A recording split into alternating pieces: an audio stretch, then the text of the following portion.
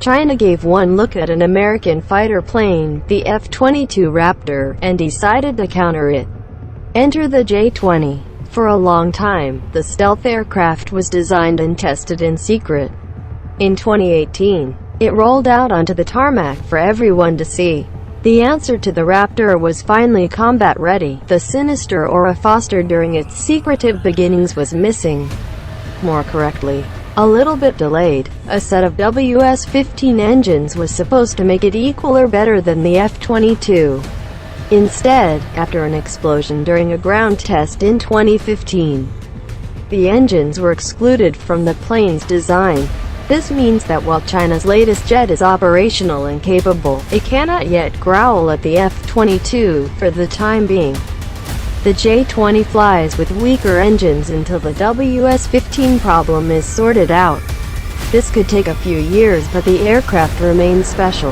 An array of weaponry arms this beast, making it China's best defense against the stealth planes of the U.S. In 2016, the Chinese government investigated the latest pharmaceutical drugs. The study focused on products waiting for approval. The analysis included 1,622 clinical trials and additional data like application paperwork, ingredients, and the creation timelines of the drugs. The results were disturbing. Over 80% of the data was fraudulent. Records about side effects had been deleted. Information was twisted until it proved that the drugs worked. Other information was incomplete or missing. Many products were not even new. Instead, somebody just mixed existing medicines. The investigators also found that several trial results were written before any experiments were performed. The dishonesty ran deep. Scientists, pharma companies, laboratories, and even other investigators were implicated. This seedy network was not purely motivated by greed. Pharmaceutical employees are under enormous pressure to produce groundbreaking work or risk getting fired. Add the cutthroat competition among companies and the rampant corner-cutting starts to make sense. A lot of things we take for granted are blocked in China. In 2017, Winnie the Pooh joined the censored club. The reason was not that the lovable character made remarks about the government, or disagreed with Chinese law, or refused to wear pants. His terrible crime? Chinese citizens started to compare President Xi Jinping to the iconic bear. Revenge was swift. Pooh was banned from Chinese social media and his stickers were removed from chat apps. China's upper crust famously lacks humor. They cannot stand civilians with clown genes. For example, those individuals who first started the trend in 2013 after they compared Xi and President Obama with a picture of the tubby bear walking next to the fit-looking tiger. A year later, Xi fumbled a handshake with Japan's Prime Minister and the internet struck with a meeting between Pooh and Eeyore. In 2015, China's most censored image was that of Pooh popping up through a toy car's roof. It was a composite that also showed Xi standing up through the opening of his parade car's roof. In 2019, a Dutch researcher stumbled upon a database in China and anyone could read it. This was more than a little disturbing. The cache held the private information of 1.8 million Chinese women. Not only did the database reveal their phone numbers and home addresses, a stalker's dream, but it also gave each person a BreedReady status. Some speculated that poor translation caused the bizarre word. The database was written in English. A language-challenged individual from China could easily have mangled the word without any sinister intentions. The original Chinese phrase could have referred to women of childbearing age or whether they had children. Indeed, the average age was 32. Alternatively, the creepy options were legion. The government could be identifying women who can breed, since birth rates are falling too fast. It might not even be a government registry. Another company, dating app, or hacker could have compiled the list, which also included details about the women's education levels and political views. We might never know who gazed at those ovaries. The database was taken down soon after the Dutch researchers spilled the beans. One of China's latest naval toys is an electromagnetic railgun. Spotted for the first time in 2011, it uses electromagnetic energy instead of conventional gunpowder to fire. Incredibly, the force shoots projectiles at 2.6 kilometers per second, 1.6 miles per second. In 2019, photos showed the first Chinese warship mounted with the gun. The Haiyangshan was a Type 072 Yuding-class tank landing ship. It was first noticed on the Yangtze River where the vessel was docked near a shipyard. A few months later, more photos appeared on social media and they apparently showed Haiyangshan sailing the open ocean. It was still armed with what looked like the electromagnetic railgun. This raised suspicions that the weapon was being tested under sea conditions. This kind of firepower is enough to give other nations the willies. But China is not satisfied. U.S. defense sources claim that the country wants by 2025 a warship with electromagnetic railguns that can hit a target at 200 kilometers 124 miles away. For the first time in history, the world might see two Dalai Lamas living at the same time. This remark came from the current Buddhist leader during a 2019 interview. The 83-year-old man was chosen for this exalted position when he was 2 years old. For the past 60 years, the Dalai Lama lived in India after he fled the Chinese in his native Tibet recently. Beijing said that his reincarnation must comply with their laws.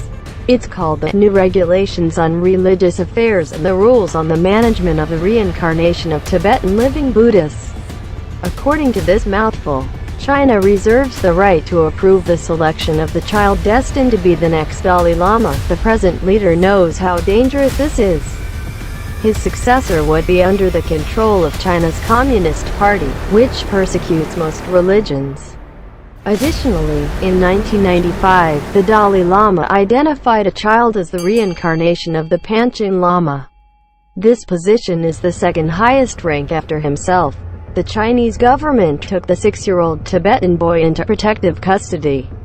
Beijing provided a Panchen Lama of their choice and nobody ever saw the Tibetan kid again. Due to this, the current leader implored people to only trust a Dalai Lama reborn in a free country and not the one chosen by China. Imagine not being able to ride a train or get quick treatment at a hospital. The reason? You lack enough government points. In 2018, China implemented a surveillance and population control project unlike anything the world had ever seen, called the social credit system. A score is given to every citizen in business. A positive score is bolstered by things like paying the bills on time, sorting recycling items properly, and doing charity.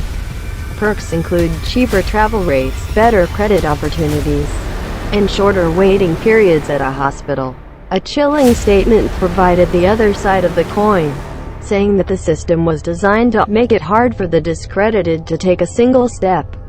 This epic public coercion is made possible by the country's 200 million CCTV cameras. They are hooked up to facial recognition software, and once a person is identified, the system can riffle through their private records and watch for disobedience. A point deduction is frighteningly easy. People can lose points for smoking in forbidden zones, jaywalking, or struggling to pay their bills. One journalist, Lu, reported government corruption and was scored as dishonest. He was denied access to public transport. His social media accounts were closed down and his career was destroyed.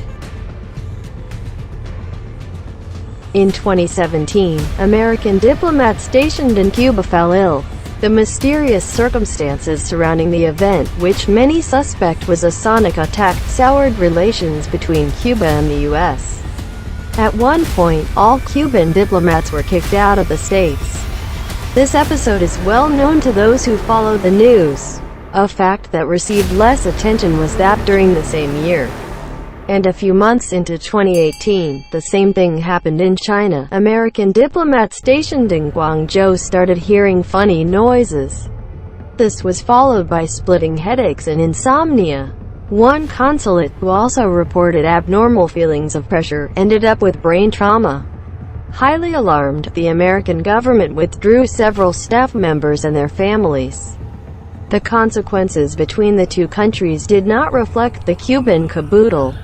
Chinese diplomats were not expelled, but officials from China expressed their concern when the U.S. refused to play open cards with them. A local investigation found no wrongdoing but said it would remain open-minded to any information the Americans might share, which was not forthcoming. The United States and China had an understanding ever since the H7N9 bird flu was first detected in China in 2013. Samples would be provided to the U.S. on a regular basis. Initially, things went swell. China shared the new flu strains and all related data. Over time, communication deteriorated until the samples stopped. No amount of asking could produce a single vial. The implications are not immediately obvious. However, China's refusal is a disaster waiting in the wings. H7N9 has a 40% fatality rate. If that is not terrifying enough, the strain keeps evolving. American scientists need to follow and understand this shapeshifting to protect people from a pandemic. But since the silence fell, there came with it a chance that the world might experience an outbreak nobody is prepared for. Indeed, there is no way to develop a vaccine without the latest samples. Worse, China experienced 2 bumper infections in the meantime, in 2016 and 2017. Scientists outside of the country know nothing about the type of H7N9 that felled hundreds. No samples or patient information were ever released. Should this virus hogging continue, many scientists fear that it could lead to an international crisis and countless deaths. China is known for its efficiency. However, some fields cannot produce zippy results without causing suspicion. For instance, every country struggles with a number of patients needing organ transplants. There are not enough donors. Most people wait for years to replace a defective organ. In China, the period is more like weeks. In 2016, around 640 organs were transplanted. This sounds normal until you check the facts. All 640 operations occurred over a period of 10 days. The official donors were listed as 30 individuals, which runs to an impossible 21 body parts harvested per person. In the past, China plucked organs from prisoners without their permission. The country claimed to have abandoned this practice. But in 2019, a tribunal interviewed witnesses and combed through records. They found that the forced harvesting was still very much alive. One doctor testified that he was ordered to remove the kidneys from a prisoner who had been shot in the head. He performed the operation while the man was still alive and struggling. Criminals are not the only targets. The so-called dissidents, or people arrested because they catch the government's dislike, are also slaughtered like cattle. Among them are ethnic minorities, and especially hard hit are the members of a spiritual movement called Falun Gong.